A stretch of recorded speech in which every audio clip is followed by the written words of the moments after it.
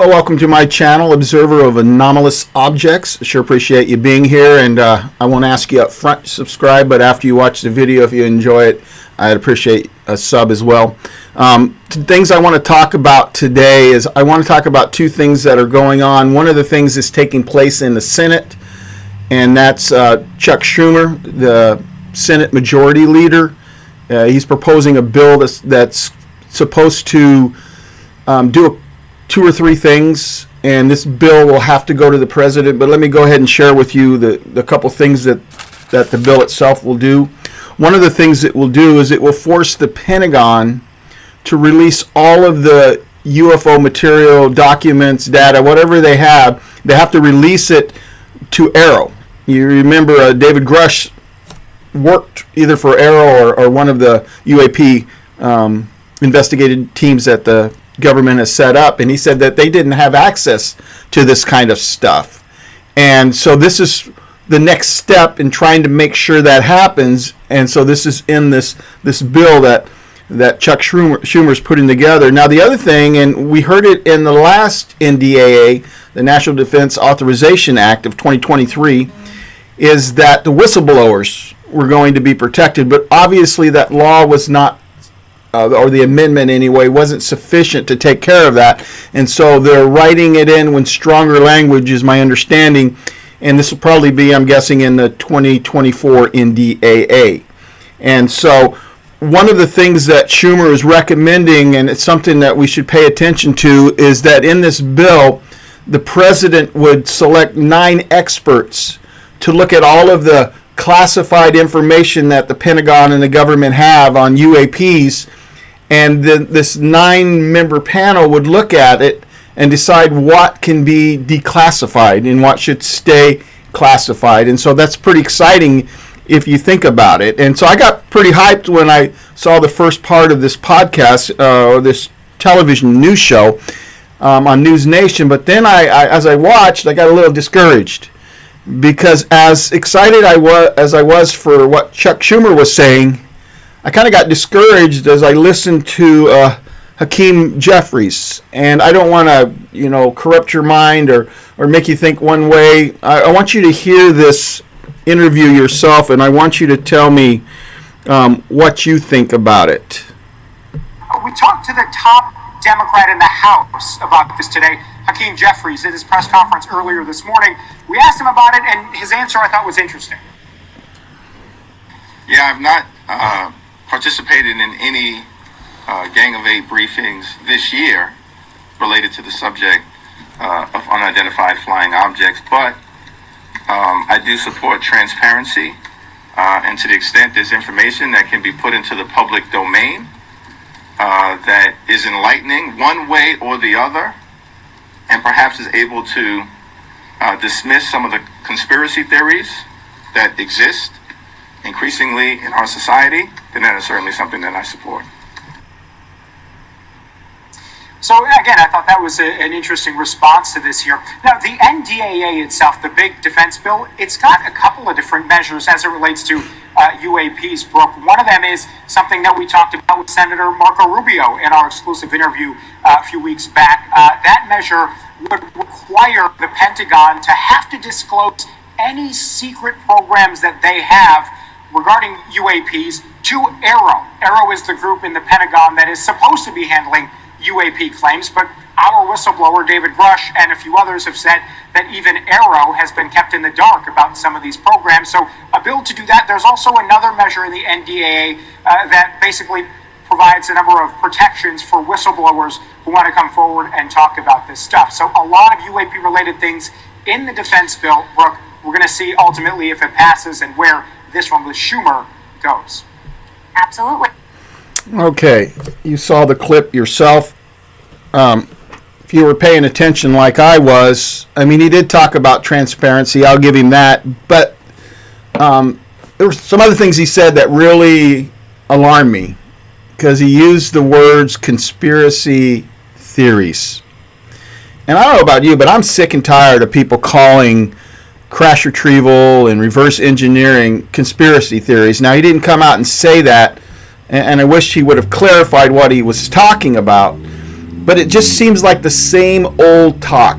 It's almost like, you know what, there's nothing out there, but we'll go ahead and look at it anyway, just so you guys put your minds at ease. We'll go look at it. Now, I think he's really not educated when it comes to the UAP topic. I want you to notice he called it, they called them UFOs, which is an okay word, but most of the Congress and Senate are using the words UAP today. And so I think he's just referencing something he's heard in the past. He said he's not talked to any of the Gang of Eight. In case you're not familiar with who the Gang of Eight is, those are the leaders from the House and the Senate.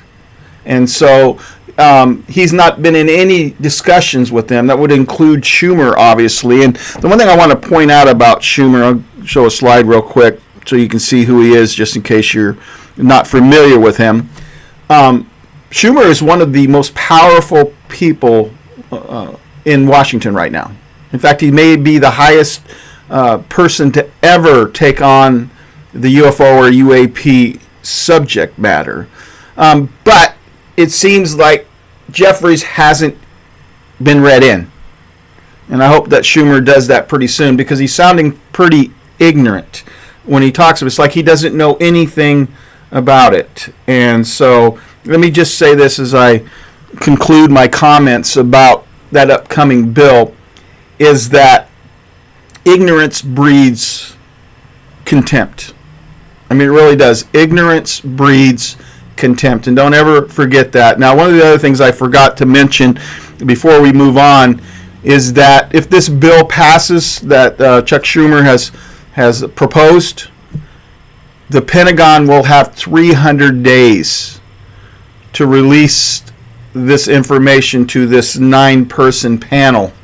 And like I said, they'll be going through it to decide what can be declassified and what's important to keep classified. And so that's the first thing that's going on is that. And so I don't know about you, but I'm probably more optimistic and more excited than I've ever been about disclosure.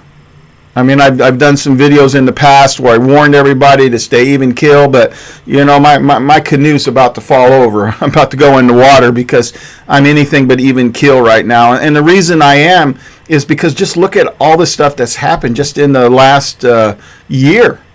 I mean, just the last year. I'm just think about this. We're going to have a hearing on July 26th, and we don't have an exact time on it, and that's been confirmed by Senators Luna and Burchett. And so we know it's going to happen. It's been confirmed. We don't know what time it'll be, but it'll be a week from today. Today's Wednesday, and I'm making this live recording here. We don't know when, but I want you to think about this. The first hearing we had was on May 17th, 2022. And that was remarkable because it had been over 50 years. It was either 1968 or 69. I get two different reports on exactly when the last hearing was. But it's over 50 years since the Congress or the Senate, the House or Senate, either one, had an open hearing about UFOs. I mean, for that whole period of time, it was denial and ridicule. Denial and ridicule. You know, hey, there's nothing to see here. If you do see something here, you must be crazy. You must be delusional. You know, and so that was remarkable. And that was the first hearing we had, and that was in the House on May 17th, 2022. And then we just had one. I mean, think about this. We just had one on the 2nd of April, or April 19th, 2023. And so that's pretty impressive. And now we've got another one on July 26th, and I'm pretty sure they're going to have one also in the Senate later on. This is going to be in the House. It's going to be brought about by a certain committee. It's the House Oversight Committee, and so they'll be hosting this hearing. And the question that you're probably asking, you know, I think the last two hearings, people were pretty disappointed, and so maybe you're wondering, do I even want to watch this hearing when it comes out? Do I even want to care about it? Because of the fact that, you know what, we've had two of them already, nothing really happened from those two, and so the question is, why should you be interested? And here's the difference. This is what I want to say that's going to separate this hearing from the other two hearings that we've had. And what's going to separate it is the fact in the first hearing and the second hearing, we had government officials who were in charge of these UFO programs, AIMSOG and ARROW, and they came up and gave us all the diplomatic lingo and language, and they didn't really reveal hardly anything. What makes this one important, what makes this one more compelling, is because of who the witnesses are supposed to be. And so let me start off by saying one of the witnesses, according to one of my sources, I'll be honest with you, I wish I had 2 or 3 sources, and then I'd really say, hey, this is 100%, this is going to happen. But according to one source I have, one of the witnesses is going to be Lou Elizondo. And it's not just my source that has told me this, but if you watch Ryan from Post-Disclosure World, he's also said he believes Lou Elizondo is going to be one of the witnesses who testify. I guess only time will tell if my source is correct, if Ryan's correct in his beliefs as well. But I'm telling you what, man, if Lou testifies, understanding there's only so much he can share, but if he testifies, that would be a great witness. Now, a couple of the other names that have been floated out there are Chris Mellon. He was the Deputy Undersecretary of Defense for Intelligence and Security, and so he would be another great witness. And then the third one is Jay Stratton. I mean, if you watch Skinwalker Ranch, you've seen him on there recently, but he was a government contractor. In fact, if you've read the book Skinwalkers at the Pentagon, you'd realize that Jay Stratton was Axelrod. At the time, Jay Stratton was still working for the government. He didn't want his name out there, and so they gave him the code name Axelrod. And so, if we have Lou and Chris and Jay, I'm telling you what, those are some excellent witnesses. Those are some excellent witnesses. But let me tell you something else. And this may just be me. I don't know you're going to hear this anywhere else. Maybe you will. But I'm going to tell you, expect the unexpected. Expect the unexpected.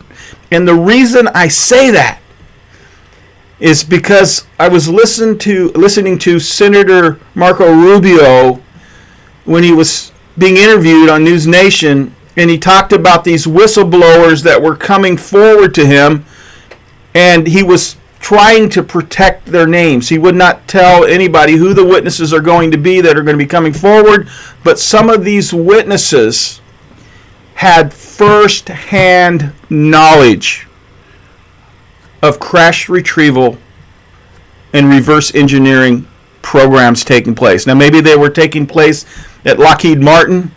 There's always a possibility. I don't hear a lot of people saying this, but it's one that we should at least consider, is Robert Bigelow. I mean, he's connected to aerospace. I mean, we know about Bass. We know he's a billionaire. We know he's making those pods to go into outer space. Maybe he's got some other companies out there. And maybe it's in Lockheed Martin. Maybe it's what everybody says. But maybe that's a red herring. Maybe Robert Bigelow's the one with it. I don't know that. I'm just saying he would be a guy in position with the money he has and the companies he has. I think he's, he could do it as well. I mean, just like Lockheed Martin, which Skunk Works and all that, we get it. So that could happen as well. So my point is, don't be surprised on the 26th if we don't hear from someone we've never heard from before. In fact, don't be surprised if we hear from more than one witness. I'm not saying it's going to happen. I'm saying expect the unexpected. And so that's one of the reasons that I'm excited about this hearing, because we're not going to hear from the Washington or the government bureaucrats. I'm tired of hearing those guys who never really tell you anything. They have their security clearances. They're told and orchestrated what they can say. And like I said, I want to get to what we might expect and what we shouldn't expect. And so I have about 3 questions I'm going to ask, and then I'll try to elaborate a little bit on it. And the first question I'm going to ask is, are we going to see pictures of UFOs? Are we going to see pictures of UFOs? I mean, everybody wants to see pictures of UFOs. I want to see pictures of UFOs. But I got one word, and that word is doubtful. Because those pictures are likely classified, and I can't see them being declassified at this time. And so I think that's very, very doubtful. Second question is, are these witnesses, when they come forward, are they going to spill the beans? Are they going to tell us everything they know? And the answer to that is very doubtful. Very doubtful. Because I don't think they're going to do it. I think they've got NDAs and non-disclosure agreements, and I don't think they're going to be able to do it. And so I say very doubtful. The third one is, are these witnesses going to be put under oath? And my answer is very doubtful for that one as well. And the reason I say that is we go and we look at the past hearings, and none of the witnesses have been put under oath. I think every hearing should have had people under oath. Because I want people to raise their hands, face the penalty of perjury, to guarantee that they're telling us the truth. And we should have done that with those government bureaucrats, Moultrie and Bray and Kirkpatrick. I mean, we should have done it with those guys. But I don't think it's going to happen this time if it didn't happen before. Now, I know you're going to get disappointed. I think when this hearing is over, there will be people who have their expectations so high that when the hearing is over, there's going to be a lot of complaining on UAP Twitter. And I'm saying, don't expect more than they can deliver. Now, there may be some nuances here. There may be different vantage points. And I'm sure we're going to learn something new. But don't expect them to spill the beans. Don't expect to see pictures of UFOs. Because that's not reality. I mean, I'd like to see it happen. I wouldn't be disappointed with it happen, but ask yourself, is that reality? Is that expecting too much? And I think it is. Now, the one thing I'll say that I think is also going to happen is I think there will be a closed-door hearing. And my guess is it'll probably be like the last one in the Senate, where they had the closed-door hearing first, and then they had the open door hearing second. And so it could very well follow that format as well. And that's where the really good stuff's going to be dished out. That's where these witnesses are going to be able to share this classified information they have, because they cannot disclose it in the open hearing. But if it's the right committee with the people with the right security clearances, they will be able to do it in a closed hearing. And so the value is not only of having a hearing like this, is not only having this made public, but it's also what goes on behind the scenes. It's the more, House members and Senate members, the representatives and senators are hearing, I mean, the bigger this thing gets. And I hope you understand what's going on. The reason I brought these two together, what Schumer's doing in the Senate and what Rubio and them are doing, and Burchett and Luna and all them are doing in the House, is they're coming at it from two different sides. And I can only imagine once this bill is passed, and I suspect it will be, that this will become law as far as the 2024 NDAA. And once this hearing is over, I think the only thing that can happen is that these senators and representatives are going to be more emboldened. They're going to see things that they haven't seen. They're going to get more evidence that this stuff is real. And so I really believe that something big is around the corner. And if you know me from my previous videos, I tend to be reserved. But I really think that we're making momentum. But I do need to add this caveat. There will be a pushback. Every time something good happens, every time we get closer to disclosure, the gatekeepers, those who want to keep disclosure from happening, they strike back. They strike back. And so don't be surprised if Mick West, Stephen Greenstreet, any of them, John Greenwald, if they come out and say something negative and they try to downplay this like nothing really happened, we really didn't learn anything new, don't believe it for a second. Because I honestly, I believe we are closer to disclosure than we've ever been. And I believe if we keep fighting the good fight, if we don't give up, if we don't give in, that we will get there. Anyway, I hope you enjoyed this video. I sure enjoy doing them. If you get a chance and you liked it, will you go ahead and hit that subscribe button? I would really appreciate it. Anyway, you have a wonderful day, and God bless.